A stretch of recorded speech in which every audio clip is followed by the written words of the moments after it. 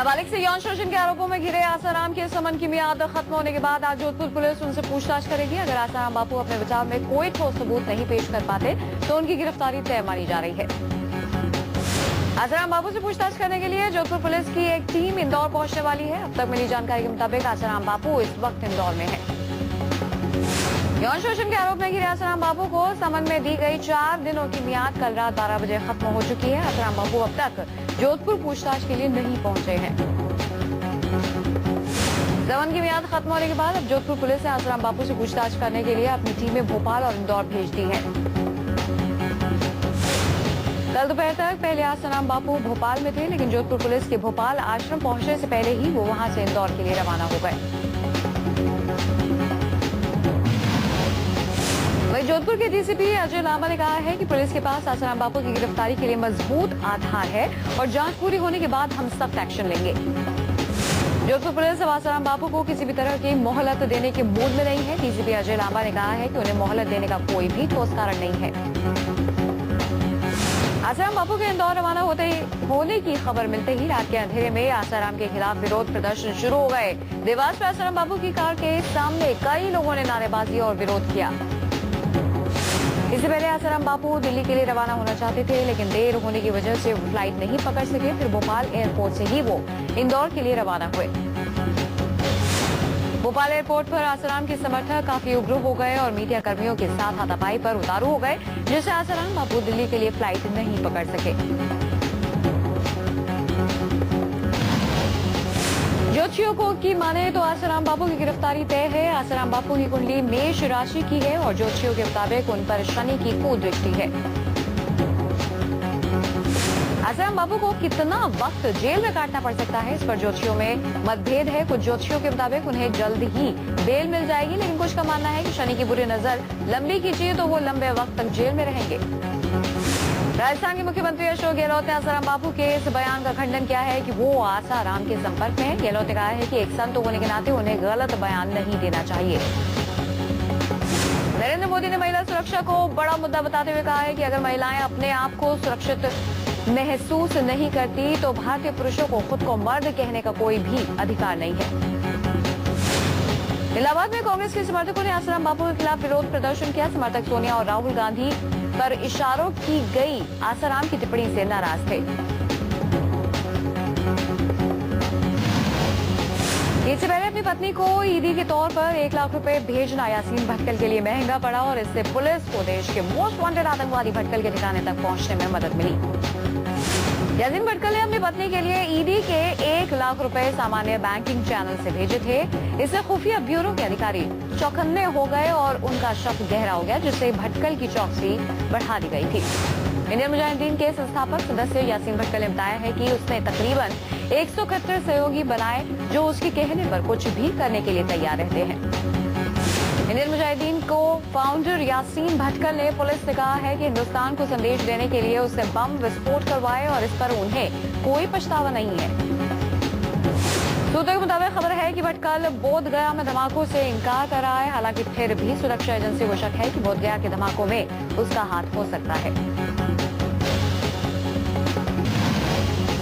भटकल के बिहार में पकड़े जाने पर राज ठाकरे ने एक बार फिर आग उगली है। एमएनएस अध्यक्ष राज ठाकरे ने कहा है कि अब जवाब दो कि आखिर भटकल कहां से पकड़ा गया।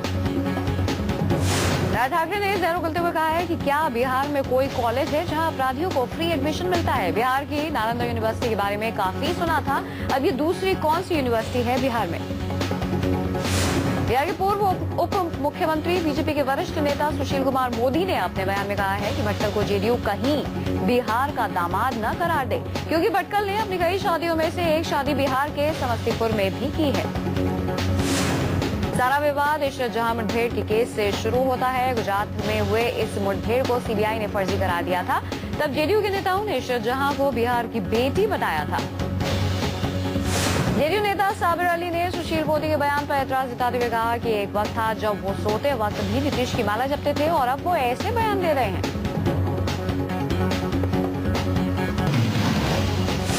जेडीयू के प्रवक्ता संजय कुमार सिंह ने कहा है कि गठबंधन टूटने के बाद सुशील कुमार मोदी मानसिक रूप से अस्थिर हो गए हैं। संजय कुमार सिंह ने एक बयान दिया है, जो बयान उन्होंने दिया उनका बयान आपत्तिजनक है।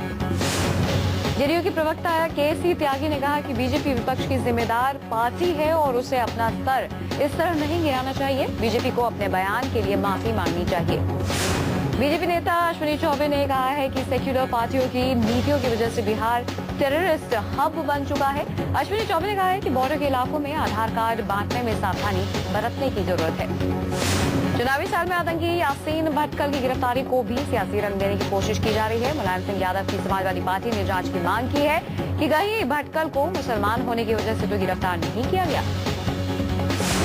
समाजवादी पार्टी के नेता कमाल फारूकी ने यासीन भटकल के धर्म के आधार पर इस गिरफ्तारी को चुनौती दी है। उन्हें आशंका है कि भटकल को मुस्लिम होने की सजा तो नहीं मिल रही। आतंकवाद का चेहरा माने जाने वाले यासीन का असली नाम मोहम्मद अहमद जरार सिद्दी बाबा है। वो शाहरुख नाम का भी इस्तेमाल करते हैं। एनआईए ने अपनी रिमांड याचिका में कहा है कि मोहम्मद अहमद सिद्दी बप्पा और यासीन भटकल एक ही हैं और अदालत ने उनके खिलाफ गैर जमानती वारंट जारी किया था। पाकिस्तानी सेना ने 2 दिन के अंतराल के बाद फिर संघर्ष विराम का उल्लंघन किया है। पाकिस्तानी सेना ने जम्मू में नियंत्रण रेखा के पास भारत की फ्रंट चौकियों को निशाना बनाया, जिस पर भारत की तरफ से भी जवाबी कार्रवाई हुई।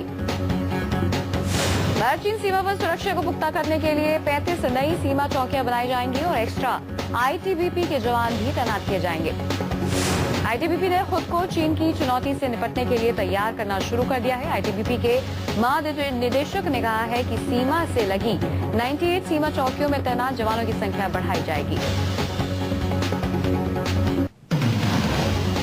देश की विकास दर मौजूदा कारोबारी साल की पहली तिमाही में घटकर 4.4% दर्ज की गई, जो पिछले 4 सालों में सबसे कम है। प्रधानमंत्री मनमोहन सिंह ने मानसून सत्र के पहले दिन राज्यसभा में कहा था कि मौजूदा कारोबारी साल की विकास दर 5.5% रहने का अनुमान है, लेकिन पीएम का अनुमान गलत साबित हुआ। देश की विकास दर में इतनी बड़ी गिरावट की सबसे बड़ी वजह है खनन और विनिर्माण के क्षेत्र में सरकार का खराब परफॉर्मेंस। आंकड़ों के मुताबिक खनन क्षेत्र में 2.8% गिरावट रही।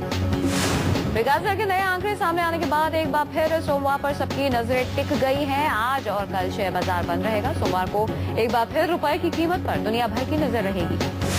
खाद्य सुरक्षा कानून देश के कई राज्यों में लागू हो चुका है। इस पर 1.5 लाख करोड़ का खर्च आने वाला है। इससे राजकोषीय घाटा और बढ़ने की उम्मीद है। जब अभी विकास दर की हालत ये है, तो आगे विकास दर के बढ़ने की उम्मीद कम ही नजर आती है। रुपए की लगातार गिरावट पर केंद्र सरकार परेशान है, लेकिन वास्तु के एक्सपर्ट्स का मानना है कि रुपए की गिरावट की वजह उसका निशान है। वास्तु एक्सपर्ट्स का कहना है कि रुपए के पुराने निशान में र के बीच में एक लकीर बनाने से रुपए की यह हालत हुई है। एक वास्तु मैगजीन में तो यहाँ तक कहा गया है कि ऐसा करने से रुपए का गला काट दिया गया। आर्थिक हालातों पर संसद में प्रधानमंत्री को घेरने के बाद बीजेपी नेताओं ने राष्ट्रपति प्रणब मुखर्जी से सरकार की शिकायत की। बीजेपी नेताओं ने प्रणब मुखर्जी से जल्द चुनाव करवाने का आग्रह किया। बीजेपी के वरिष्ठ नेता लालकृष्ण आडवाणी, राजनाथ सिंह, सुषमा स्वराज, अरुण जेटली, रविशंकर प्रसाद और वेंकैया नायडू समेत कुछ नेताओं ने राष्ट्रपति प्रणब मुखर्जी से मांग की।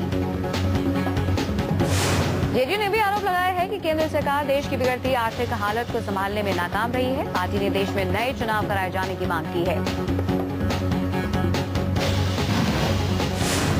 अलग तेलंगाना के विरोध में पिछले 5 दिनों से जेल में अनशन कर रहे